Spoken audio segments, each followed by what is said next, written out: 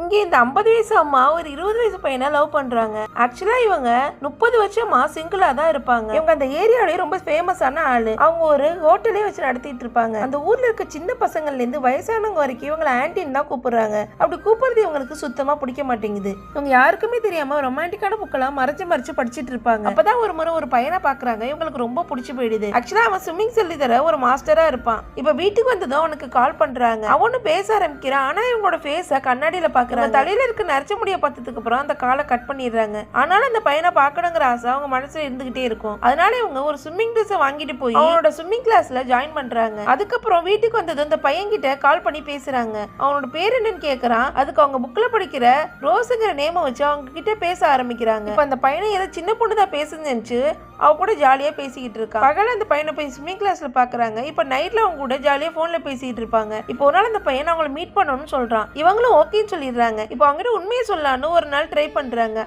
ஆனா அதுக்கு முன்னாடி இந்த ஆன்டி தான் சின்ன பொண்ணு மாதிரி பேசுறாங்கிற விஷயத்த கண்டுபிடிச்சாரான். இப்போ அவங்க வீட்டுக்கு வந்துதான் அவன் அவங்களை ரொம்ப அசிங்கப்படுத்திடுறான். அந்த அப்பார்ட்மெண்ட்ல இருக்க எல்லாருமே இவங்களை அசிங்கப்படுத்தி அவங்களோட புக்கு ட்ரெஸ்ன்னு சொல்லி எல்லாத்தையும் இதுக்கு வெளில வீசி அவங்களை ரொம்ப அசிங்கப்படுத்திடுறாங்க.